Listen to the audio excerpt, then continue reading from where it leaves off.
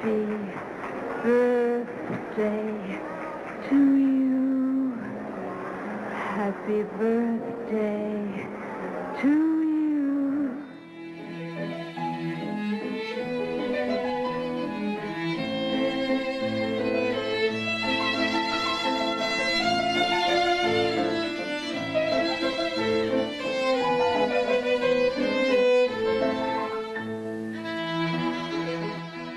Welcome to Cineversary, a podcast that celebrates a milestone anniversary of a masterful work of cinema.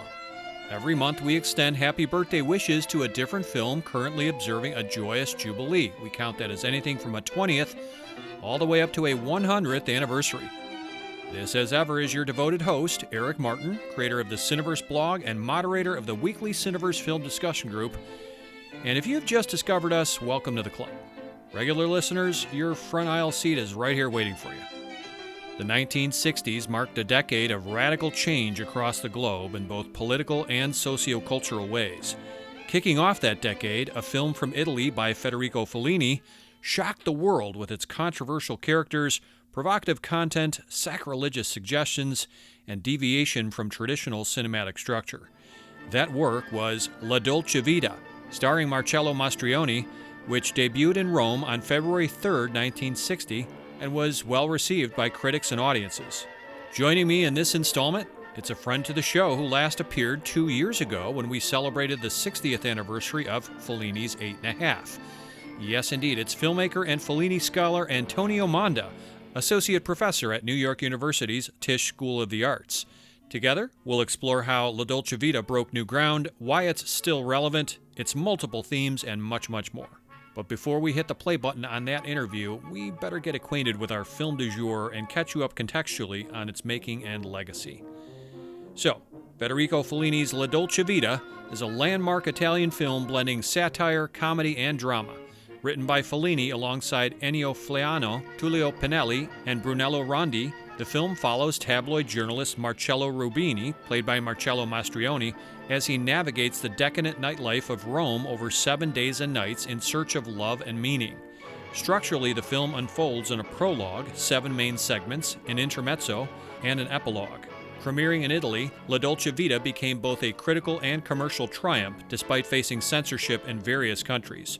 The movie won the prestigious Palme d'Or at the Cannes Film Festival and received the Academy Award for Best Costume Design, along with 3 additional Oscar nominations, including Best Director for Fellini and Best Original Screenplay. Its impact was profound, redefining Italian and European cinema and earning its place among the greatest films ever made. In 2008, Italy's Ministry of Cultural Heritage recognized the movie as one of the country's 100 most influential cinematic works. It marked the first collaboration between Fellini and Mastroianni and was primarily filmed at Rome's Cinecittà Studios, with elaborate set designs by Piero Girardi recreating famous locations like the Via Veneto and St. Peter's Basilica. Certain scenes were shot on location, including the iconic Trevi Fountain sequence, which was filmed over about a week. A box office sensation, La Dolce Vita drew millions of viewers across Europe, ranking among Italy's top-grossing films. In America and Canada, it earned $6 million in rentals, becoming the highest-grossing foreign-language film of its time. However, the picture sparked controversy, particularly with the Catholic Church, which saw its opening scene as blasphemous. It was banned in Spain until Franco's death in 1975, and also faced heavy censorship in Portugal and Italy. La Dolce Vita has consistently ranked among the greatest films of all time. Entertainment Weekly named it the 6th greatest movie ever in 1999, while The Village Voice included it in its Best Films of the Century list. It was featured in the New York Times Guide to the Best 1,000 Movies Ever Made and ranked 11th in Empire Magazine's 100 Best Films of World Cinema. The plaudits go on, folks. The British Film Institute's Sight and Sound polls placed it among the top films in both 2002 and 2012. Other notable rankings include The Guardian, Cahiers du Cinema, and The Hollywood Reporter, which rated it the second best Palme d'Or winner. In recent years, it ranked 10th on the BBC's list of the greatest foreign language movies and 6th on Time Out's 100 Best Movies of All Time list. In recent years, it ranked 10th on the BBC's list of the greatest foreign language films, and it came in 6th on Time Out's 100 Best Movies of All Time list. Today, the film garners a 95% fresh rating on Rotten Tomatoes, and you can see that its average critical score there is 8.9 out of 10, while its audience score, the popcorn meter, is 90%. Meanwhile, at Metacritic, it scores an impressive 95%. All right, so full disclosure that the chat you're about to hear, we're going to discuss key plot points and the ending of the film. So, yeah, if you have yet to discover the joys of La Dolce Vita, and you're allergic to spoilers, well, now's your chance to take a detour, go watch the film, and come back to us at this point. Everybody else, it's full speed ahead with our episode. You last heard him 2 years ago. This was episode 59 when we celebrated the 60th birthday of 8½.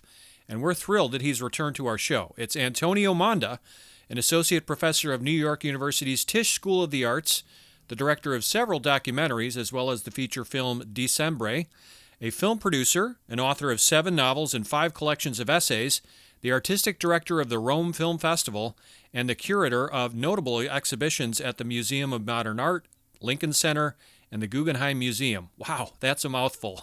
Welcome back to Cineversary, Antonio. Thank you so much for having me.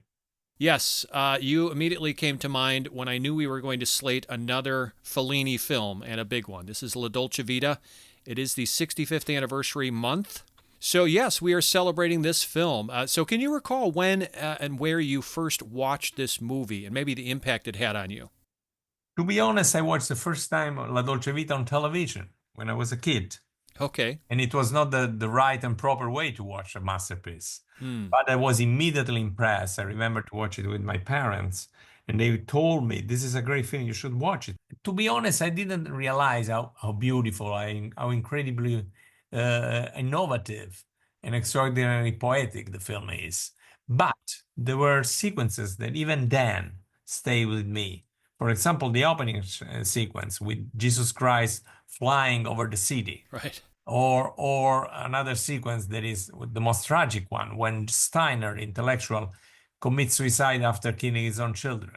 These 2 episodes remains with me. And I use the word episodes because the structure of the film is quite unique. It's a collection of episodes intertwined, of course, following the character of Marcello, who is a journalist, novelist, who is losing his soul, basically. Wow. Yeah, I mean, it's probably a lot to process when you're a bit younger. Were you, did you say you were a child or a teenager? I was 10, 11. Oh, that's a lot for a Yeah. first watch of La Dolce Vita. Yes, So absolutely. how many times have you seen it since? What number are you up to? Maybe 10. Let's say 10. Okay, and is this a film you teach in your classes? Yes, okay, yes and no. Yes, because of course it's worth the teaching and watching again always. No, because most of my students already know the film. Yeah. So we discuss it, but not the way we discuss film that they don't know. Gotcha. You know, for my part, I came to this film later in life, Antonio, likely, I don't know, 20 years ago. And I have to admit that during the first watch, while it was an interesting picture, I knew I was in the hands of a master filmmaker. You know, I didn't quite know what to make of it, but I knew I was in good hands. But now it's, 4 viewings later, I better understand and appreciate the work for what it is, and I can look forward to every revisit. That being said, upon doing the research for this episode, this time around I came to utterly fresh realizations about La Dolce Vita that I had never had before, which reinforces for me, and perhaps many people listening, that this is a film requiring multiple exposures and a fair share of context if you were not alive when the film was released or were not paying closer attention on your first watch. Yeah. So don't despair if you're a little in the dark about La Dolce Vita. Maybe together we can help clear up some of the thematic mysteries behind this film. And where does this rank for you in Fellini's filmography? Is this right at the top or near it? I would say, if not at the top, very near. I mean, it's one of these great films. It's probably his most famous film, together with Amarcord and 8½. Right. And strangely, he didn't win the Oscar for Best Film. He won for Best Costume Design. And it was nominated for Screenplay. It was written by Fellini himself, Pinelli, and of course, Ennio Flaiano. I think together with 8½, and Nights of Cabiria probably is one of the 3 great masterpieces of Fellini. And I'm not saying that Amarcord or Roma or Satyricon or Casanova are not, or Vitelloni are equally great, but I would put these 3 in the podium. Yeah, we are in simpatico. I completely agree. That's about where I'd put it as well. Not to diminish this movie whatsoever. It's hard to decide. On any given day, my mind can change. You know what I mean? So let's get into it. How and why does La Dolce Vita still resonate 65 years later, Antonio? Why is it deserving of continued kudos on this anniversary? Why it resonates? Because it's very different at its core, at its heart, from what you see on the surface. Because on the surface, you see the glitter, beauty, the glory, the fun of Rome in the 60s, but actually it's a tragic film. It's a decadent film. It's a film about corruption. It's hell in disguise as heaven. Hmm. The way I describe it is a road to corruption. It's about a man who is full of talent, full of intelligence, who decides to be corrupted, who decides to lose all his talents and enjoy what he thinks it is La Dolce Vita. I think this movie is worthy of celebration because it remains a fascinating cultural artifact of a particular place and time. We're talking about late 1950s Rome, right? Yeah. The year it was filmed, the year it was created by Fellini and his collaborators. So it contains several visually arresting vignettes, as you said, episodes, and set pieces that take us throughout the city, across different classes, subcultures, and different locations in the country. And the film visually showcases what was called the Italian economic miracle, which occurred from roughly 58 to about 1963, right? When that's when the country experienced rapid industrial growth. Very good point. And transforms from an agrarian society into a major economic power. Standards of living were improved.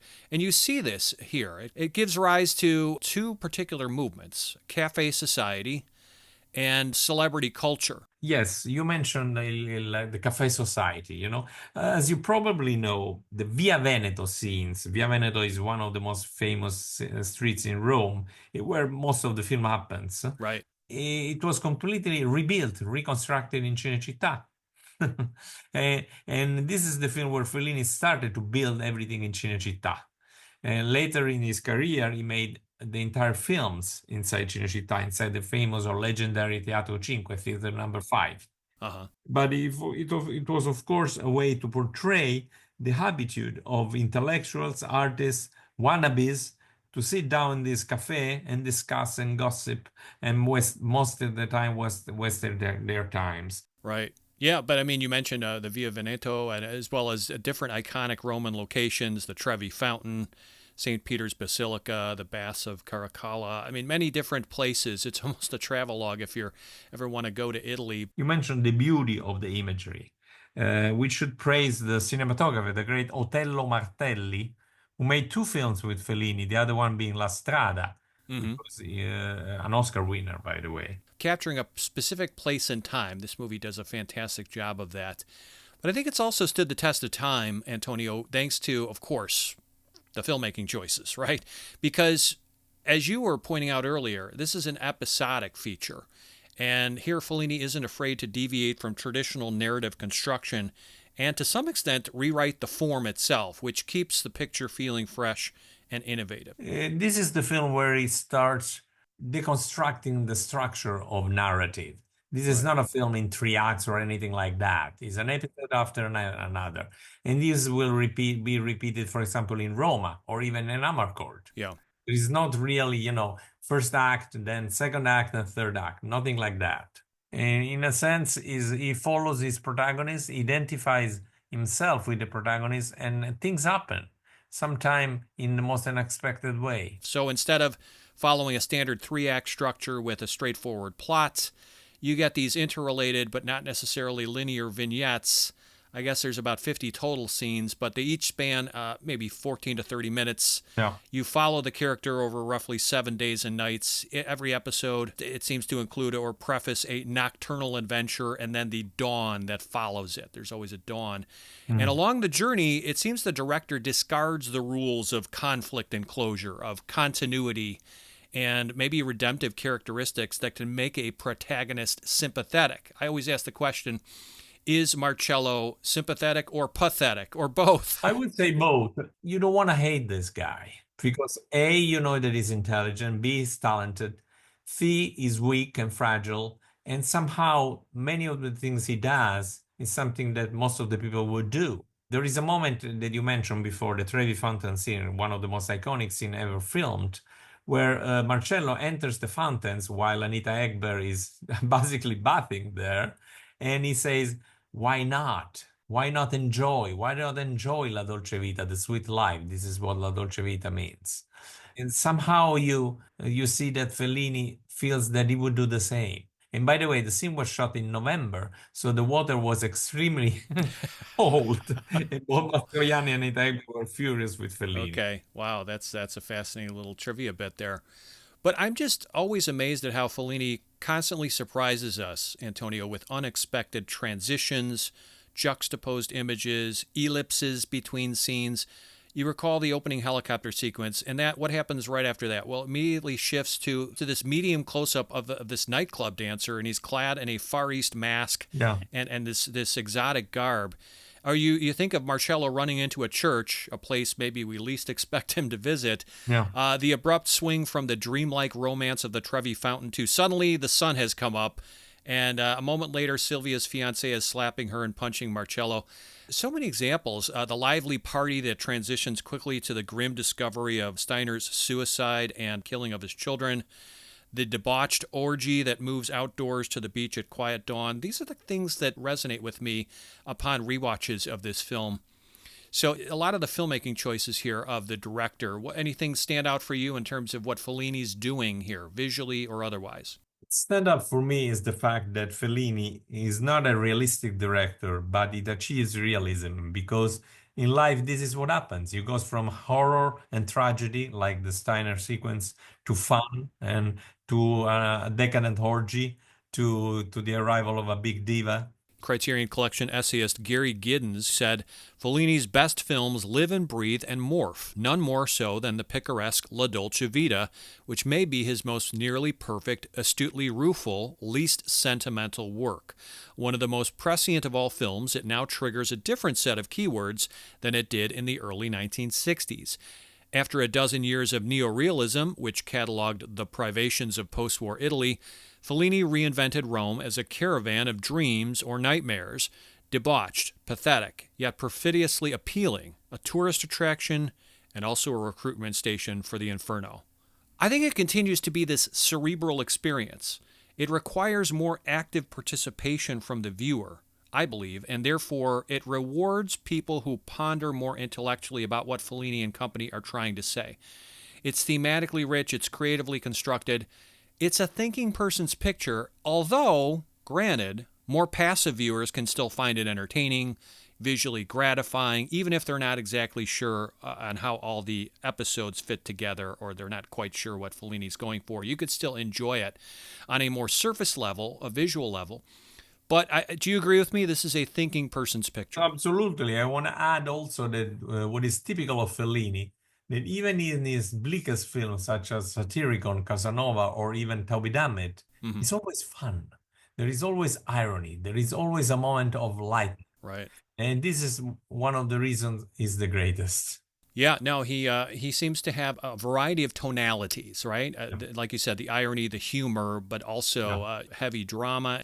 There's tragedy to some of his characters, and here, as you so rightly pointed out, the corruption is quite evident, and the downfall of this character is quite striking as well. It's important to notice how influential is this film. Just to give an example, a film made by Woody Allen approximately 20 years ago. Celebrity, right? Celebrity. It's his Dolce Vita, his Yeah. the Woody Allen Dolce Vita. There is another film that is strongly influenced by La Dolce Vita, Great Beauty by Paolo Sorrentino, which won an Oscar 10 years ago. Right, 2013, yes. Yeah. No, it's fun to trace the lineage, to kind of look closely at films that might have been inspired by this. There's so many you could point to, right? Because there's La Notte 1 year later, The Exterminating Angel from 1962. I Knew Her Well from 65. You mentioned Celebrity. Yes. Yep. To Rome with Love was also a Woody Allen movie. And there's even I read this essay online. This one blogger was trying to make the case for Pee-wee's Big Adventure being inspired by this movie. That's an interesting one. Yeah, I never thought about that, right? I just want to tell you that if you consider The Great Beauty and La Dolce Vita, Yeah. they're both films directed by non-Romans about Rome. As we all know, Fellini was from Rimini, northern center north of Italy on the Adriatic Sea, while Paolo Sorrentino was born in Naples. So it's the view of an outsider. Yeah, it's a good point. Absolutely. And then you, of course, think of Eight and a Half itself, 3 years later, also starring Marcello Mastroianni and sharing visual and thematic elements.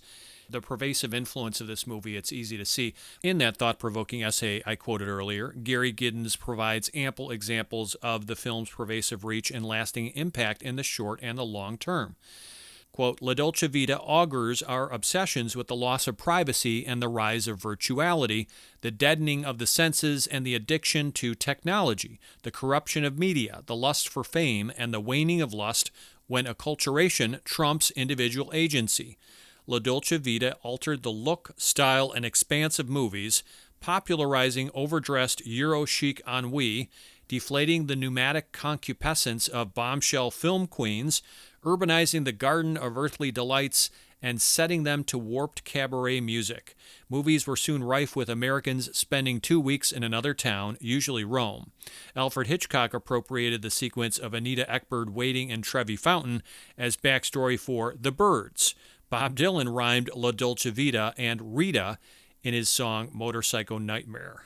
So further examples of influence. As you certainly know, the term paparazzi was invented in this film. That's correct. One of the photographers is called paparazzo.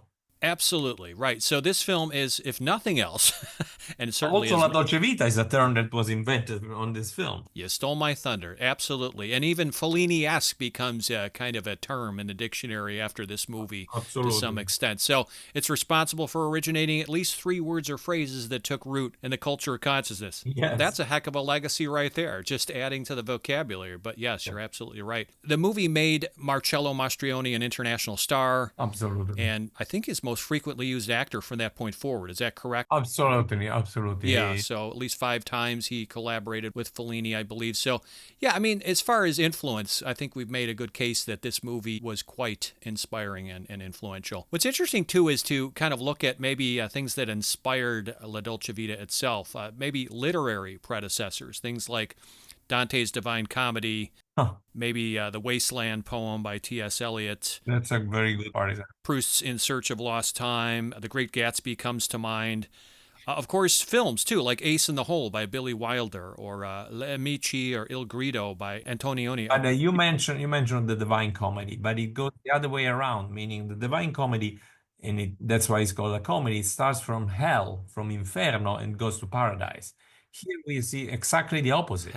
We see someone who is descending without even understanding why. And more and more corrupt. Sure. Many critics and scholars read the film as a mosaic that is best understood as these, 7 interrelated episodes, bookended by a prologue and epilogue that span, as we said, 7 days and nights, but that also, here's the theory, parallel the 7 deadly sins, the 7 sacraments, 7 virtues, 7 days of creation. So, yeah, do you subscribe to this interpretation, or is this a reductive analysis? To be honest, I'm fascinated, but I'm not 100% sure. But it's a fascinating idea. Yeah, so you're on the fence about it? You're not sure?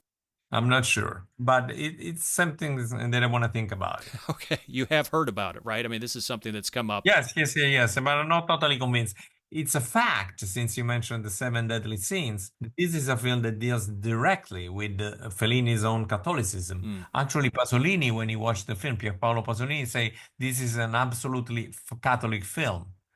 And even Italo Calvino said the same, but Calvino with some suspicion, while Pasolini totally endorsed it. And this was before they had a fight 2 years later. Interesting. It is interesting that you say Pasolini thought of it as a Catholic film, because this was denounced by the Catholic Church. It was scorned by many Italians and considered scandalous. Why was that? Yes, it's true. But when you say church, we should be maybe a little bit more specific. Okay. Say the majority of church condemned as scandalous, as almost blasphemous. But there is an interesting minority led by Padre Arpa, a Jesuit priest, and another Jesuit called Virgilio Fantuzzi, who immediately considered it a masterpiece. Okay. But walk me through this so we better understand what was so eyebrow-raising about La Dolce Vita and got it banned or criticized by, as we said, many Catholics, by many Italians, and was considered, as we said, scandalous. What was it about it? First of all, the orgy at the end, the use of Jesus not in an orthodox way. The corruption of the character, I would say these are all elements that superficially can think of something that would attack religion. Actually, it's actually the opposite. Yeah, because some of the criticism levied was that it was sacrilegious. For example, the Yeah. use of the Jesus statue, almost as if there was irony suggesting the second coming of Jesus or something like that. Yeah. Do you think that argument holds water? And did No, it? no, no, no. It's very superficial. I Yeah. agree. Okay. And some experts insist that this film's controversial reputation, its ability to shock or offend, which was a big deal in 1960, has been blunted over the decades. Does that diminish La Dolce Vita's legacy or thematic power in any way today? The fact that it's not as shocking as it was 65 years ago? I think it's still shocking. It is, I mean, of course, not in terms of provocation, but it's shocking in terms of depth because the way he treats a man who is slowly, but in a relentless way, falling, Mm-hmm. it's quite unique because every step he goes down, you feel maybe I would do the same. Maybe I would also enjoy. Maybe I also would spend an evening with a super diva like Anita Ekberg. And the way he treats women, nothing that we can endorse or approve, the way he treats his fiancée, but at the same time has a mistress in Maddalena and several flings and all affairs. Yeah. The way he depicts all these things is quite strong and quite powerful still today. Mm. What would you say to those people who are on the fence about Marcello as a character? Maybe they don't find him very sympathetic or likable, and therefore it kind of turns them off to the picture. How would you recommend that they look at this character and view him? I think the first things to do is don't judge him because Fellini is not judging at all, not at all. The second thing is it Fellini or is Fellini's fear to become like Marcello? Hmm. I think I would say the second. He is terrorized of becoming a man who has lost everything. Okay. So it sounds like this is very much a character like the Marcello Mastroianni character in Eight and a Half, where he's a surrogate for the director. Is that fair to say? Absolutely. Okay. That's not true in every Fellini film, but certainly those two. I would say always, but this is in particular the Mm-hmm. film where he identifies the most together with Eight and a Half. But you can say the same for even for Casanova or for the Vitelloni, Moraldo, the kids who Yeah. leaves Rimini and goes to town, or Tita and Amarcord. Mm-hmm.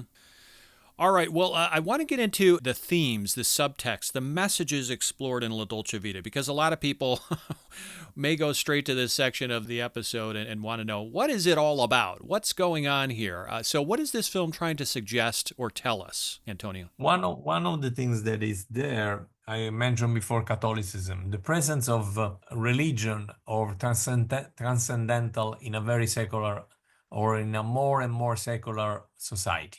For example, the long episode of the fake miracle. Mm-hmm.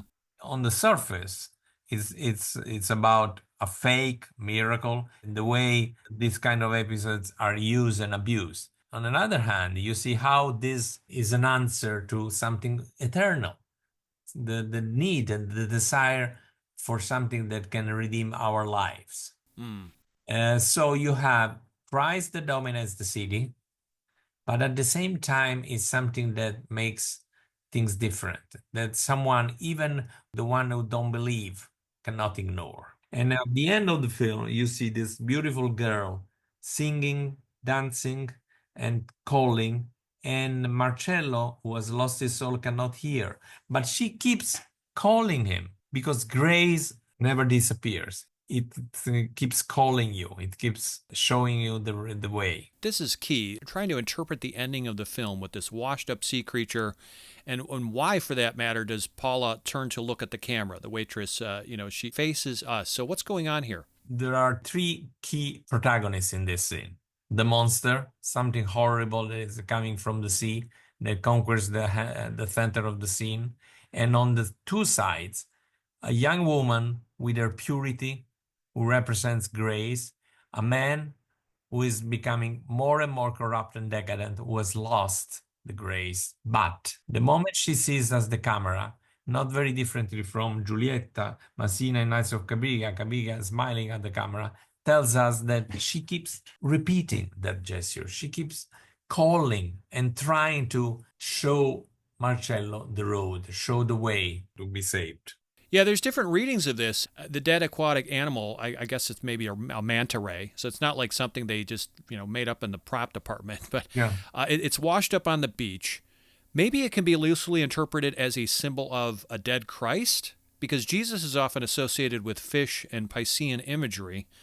So if you follow this theory, you recall how the fishermen say the animal had been dead for 3 days, and that's the length of time Christ was deceased before being resurrected.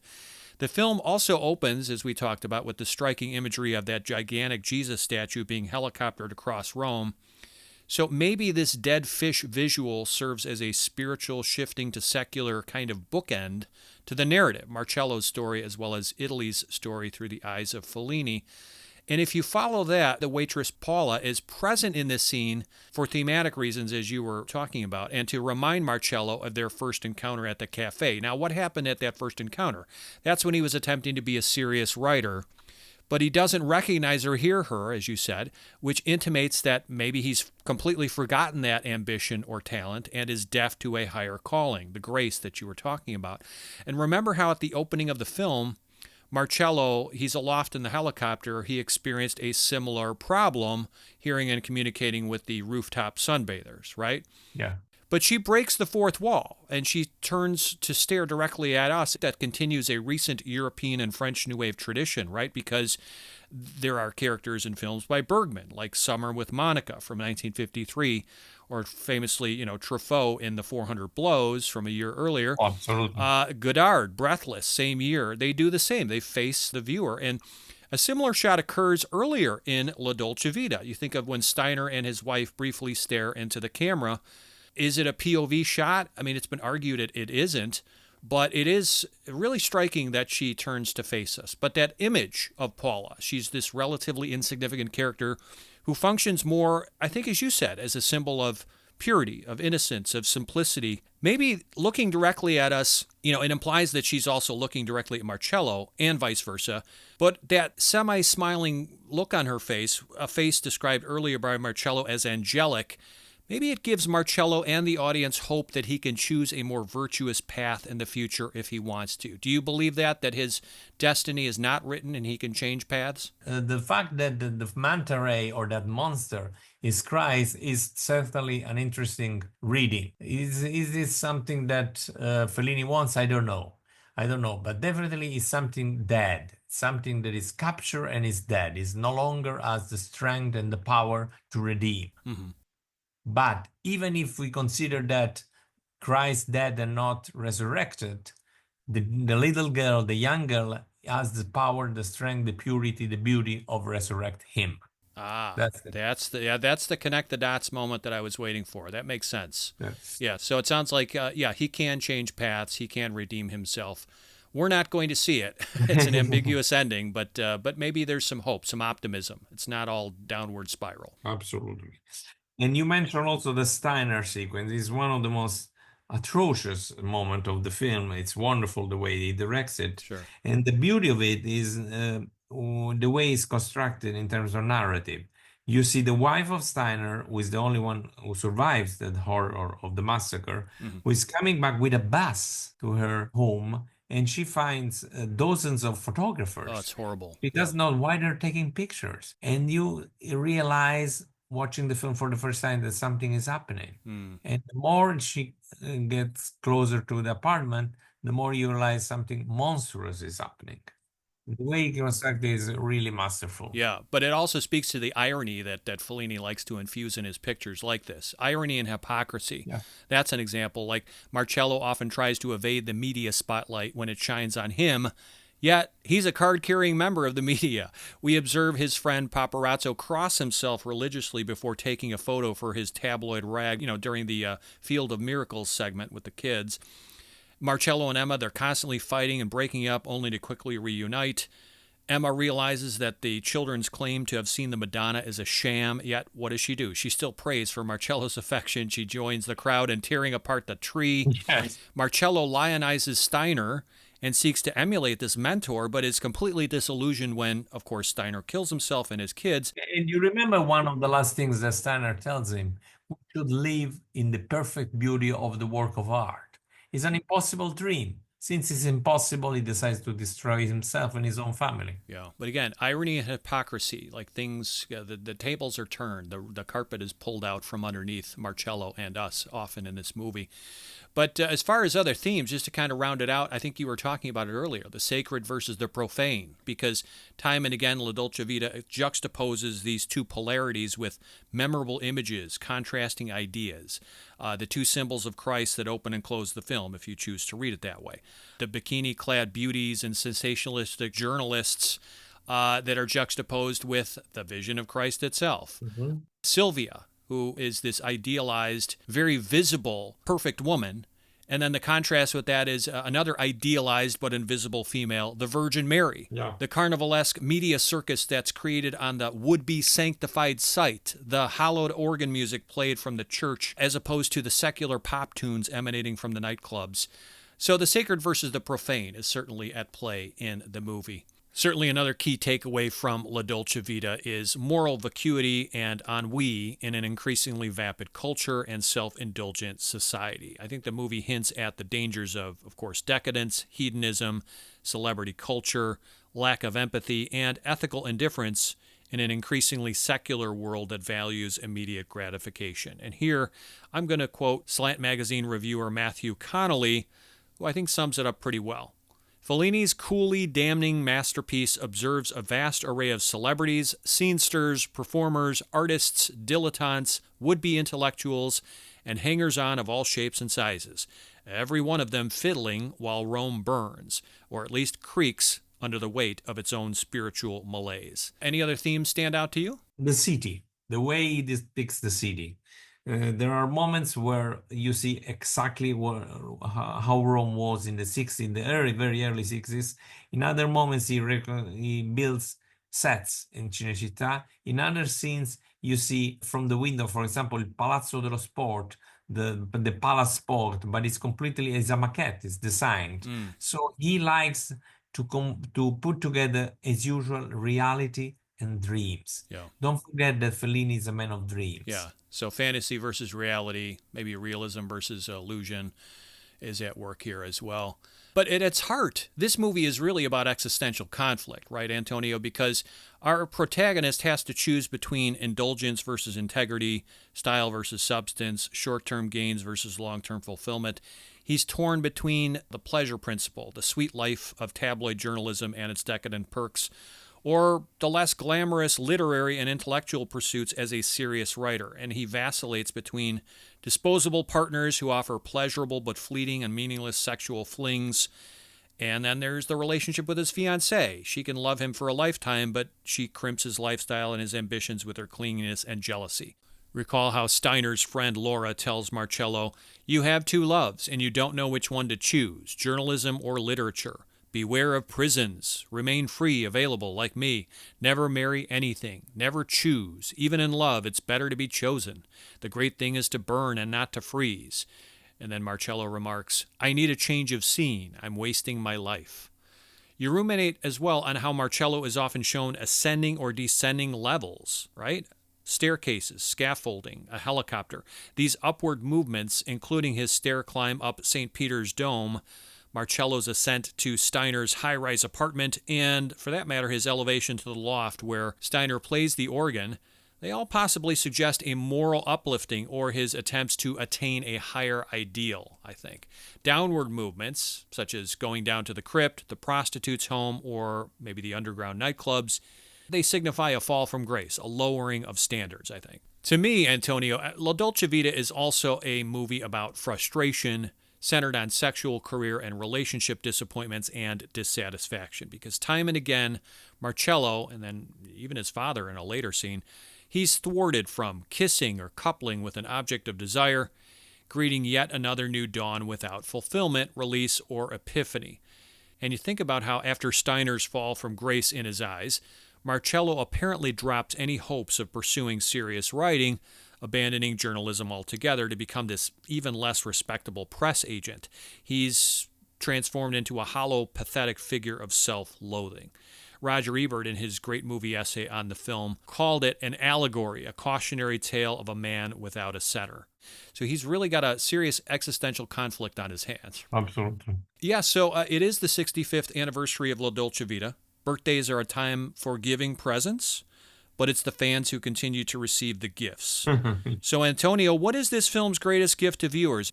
That something that you see on the surface is not exactly what is the reality. Again, on the surface, you see a world of beauty, of glitter. In reality, you see corruption and decadence. However, Fellini is not judging the decadence and the corruption. And this is a moral choice, and this is what it's giving us. I'm not even mentioning the masterful direction, the great of the acting, Anu Caimè, Anita Ekberg, of course, Marcello Mastroianni. What remains, together with the beauty of the inventions, one after the other, Christ flying over Rome, the monster arriving at the end, the Dolce della Fontana di Trevi, is the non-judgment. The fact that it decides not to judge morally anything or anyone. Yeah, that's well summarized. I agree.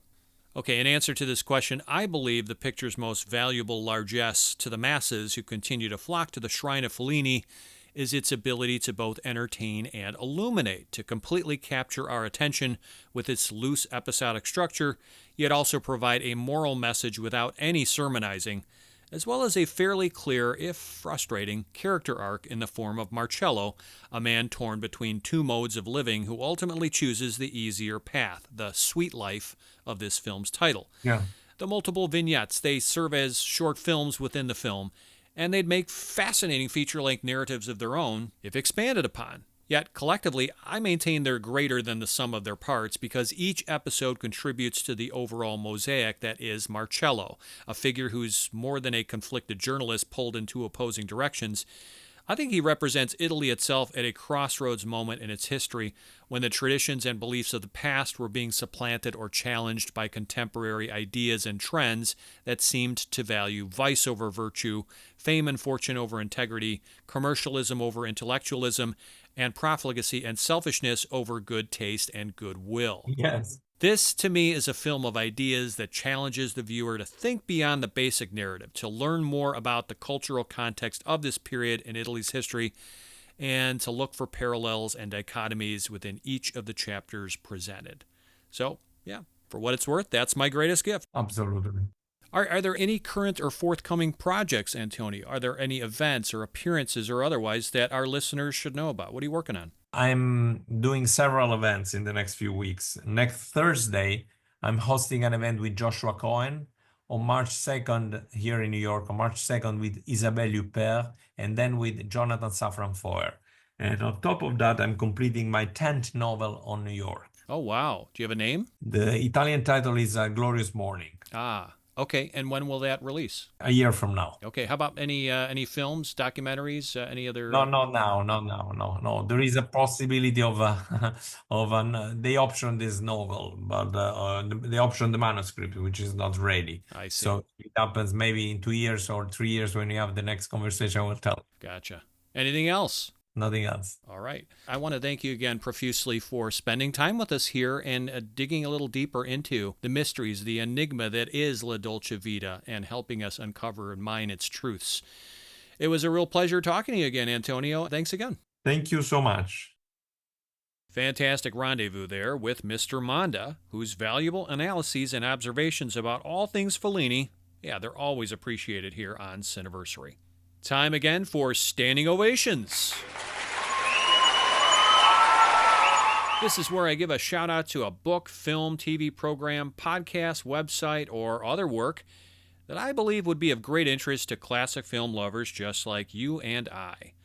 For February, I'm nominating a podcast that I had spotlighted in previous years. It's been a while, but the latest season of this podcast is quite fascinating. Now, the show is You Must Remember This by Karina Longworth, and its newest season delves into the final chapters of legendary filmmakers' careers. Directors who started in the silent or early sound era and who continued working through the 1960s, 70s, and even into the 80s, despite shifting cultural tides and the challenges of aging. Karina explores how these auteurs adapted, or in some cases refused to adapt, to the evolving film landscape, with some, like Otto Preminger, making bold attempts to stay relevant to younger audiences. The season, titled The Old Man is Still Alive, with a title there inspired by a George Cukor interview apparently, examines the twilight works of 14 filmmakers, including John Ford, Fritz Lang, Frank Capra, Vincent Minnelli, Howard Hawks, and Alfred Hitchcock, and reflects on the complexities of their long creative lives. It's well worth your time, and Karina, she remains a stellar writer and voiceover host who, in this season, re-examines several key films commonly overlooked and often devalued previously by critics, scholars, and fans. Highly recommended. I totally encourage you to check it out.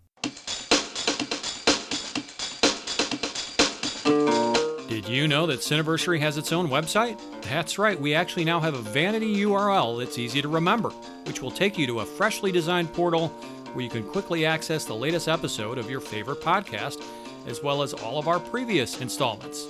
Now it's a lot easier to spread the good word about our show to your friends and family. You simply tell them to visit Cineversary.com. Pretty simple, right? That's Cineversary.com. We also have a custom email address just for you. Now, if you ever want to share feedback on our show or offer suggestions for future installments, or maybe you just have a question about Cineversary, send it to us at cineversarypodcast@gmail.com. Also, you can really help our show grow by spreading the good word about the Cineversary show to your peeps. Even better, please leave a positive online review and rating, which significantly helps us to get discovered by new listeners. So if you use Apple Podcasts, Spotify, CastBox, some of these other services, simply search for the Cineversary page, look for a link that says something like ratings or reviews, click that link, and leave a review and or rating. While you're at it, take a moment to like us on Facebook. We also have a presence on Twitter. Our handle is @CineversaryPod, where you can easily tweet or follow us. And if you want to go an extra step in your support of our show and help keep us ad-free, please consider making a monetary donation to the Cineversary podcast by visiting tinyurl.com/donate-cineversary. We really appreciate your support. Lastly, have you checked out my Cineverse Group website? Yeah, it's easy to get confused by these similar sounding names, Cineversary, Cineverse, Tomato. But Cineverse is actually the name of my private film discussion group I founded back in 2005 that continues to meet weekly on Zoom. Every week, the Cineverse group watches, researches, and discusses a different movie, and I create a summary write-up, call it a mini essay if you will, on that movie that gets posted to the Cineverse group blog. So if you want to enjoy reading in-depth content that examines different discussion-worthy motion pictures, including classic Hollywood films, independent features, foreign masterworks, modern movies, and silent-era standouts, then visit cineversegroup.com, simply spelled CINEVERSE group.com. Fun fact, every posted article on cineversegroup.com includes a link to a recording of our group discussion of that particular film, with me leading the conversation as moderator. So if you like what I'm doing on the Cineversary podcast, you might also want to give a listen to some of our Cineverse Group recordings, which are podcasts of a different sort. Again, head over to cineversegroup.com, where you can check out some interesting text and audio content on a variety of films, not necessarily celebrating a milestone anniversary. They say March comes in like a lion, but goes out like a killer rabbit? Next month, we pivot to more mirthful pursuits as we commemorate one of the downright funniest and most quoted films in the comedy pantheon. Join us in March as we honor the 50th birthday of Monty Python and the Holy Grail, directed by Terry Gilliam and Terry Jones.